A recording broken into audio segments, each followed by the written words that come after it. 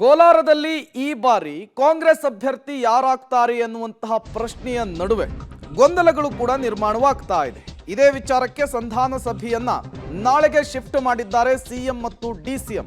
ತೀವ್ರ ಕುತೂಹಲ ಕಾರಣವಾಗಿರುವಂತಹ ವಿಚಾರ.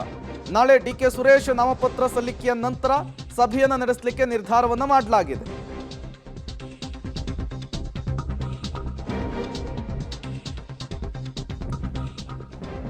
ಕೋಲಾರ ಕಾಂಗ್ರೆಸ್ ಟಿಕೆಟ್ ಗೊಂದಲದ ವಿಚಾರಕ್ಕೆ ಸಂಬಂಧಪಟ್ಟಂತೆ ಸಿಎಂ ಡಿಸಿಎಂ ಜೊತೆಗಿನ ಸಂಧಾನದ ಸಭೆಯನ್ನ ನಾಳೆಗೆ ಶಿಫ್ಟ್ ಮಾಡಲಾಗಿದೆ.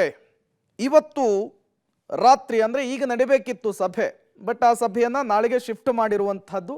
ಕಾರಣ ನಾಳೆ ಮೊದಲ ಅಭ್ಯರ್ಥಿಯಾಗಿ ಡಿಕೆ ಸುರೇಶ್ ಅವರು ನಾಮಪತ್ರವನ್ನು ಸಲ್ಲಿಕೆ ಮಾಡ್ತಾ ಇದ್ದಾರೆ. ಅದರಲ್ಲಿ ಡಿಕೆ ಶಿವಕುಮಾರ್, ಸಿಎಂ ಸಿದ್ದರಾಮಯ್ಯ ಭಾಗಿಯಾಗುವಂತಹ ಸಾಧ್ಯತೆ ಇದೆ.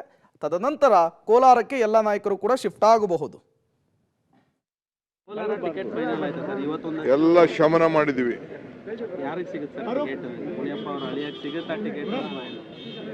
ಡೆಲ್ಲಿ ತೀರ್ಮಾನ ಮಾಡ್ತಾರೆ ನೋಡಿ.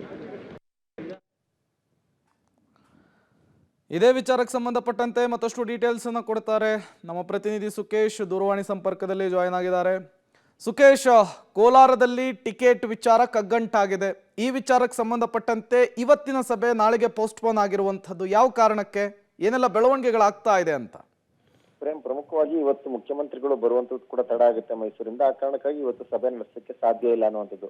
ಹಾಗಾಗಿ ನಾಳೆ ಬೆಳಗ್ಗೆಯಿಂದಲೂ ಕೂಡ ಸಾಕಷ್ಟು ಬಿಸಿ ಶೆಡ್ಯೂಲ್ಗಳು ಕೂಡ ಇದೆ. ಮತ್ತೆ ಬೆಂಗಳೂರು ಗ್ರಾಮಾಂತರದಲ್ಲಿ ಹಾಲಿ ಸಂಸದರು ಮತ್ತು ಕಾಂಗ್ರೆಸ್ನ ಅಭ್ಯರ್ಥಿ ಕೂಡ ಆಗಿರ್ತಕ್ಕಂಥ ಡಿಕೆ ಸುರೇಶ್ ಅವರು ನಾಮಪತ್ರ ಸಲ್ಲಿಕೆ ಮಾಡ್ತಾ ಇರೋದ್ರಿಂದ ರಾಮನಗರ ಜಿಲ್ಲಾ ಕೇಂದ್ರದಲ್ಲಿ ಅಲ್ಲಿಗೆ ಕೂಡ ಮುಖ್ಯಮಂತ್ರಿಗಳು ಉಪಮುಖ್ಯಮಂತ್ರಿಗಳು ಹೋಗ್ತಾ ಇರುವಂತದ್ದು ಬೃಹತ್ ರೋಡ್ ಶೋ ಕೂಡ ಹಮ್ಮಿಕೊಂಡಿದ್ದಾರೆ.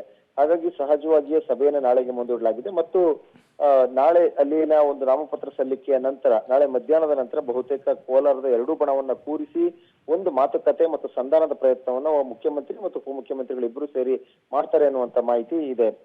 Prem. Okay, thank you Sukesh ತಮ್ಮೆಲ್ಲ ಮಾಹಿತಿಗಾಗಿ.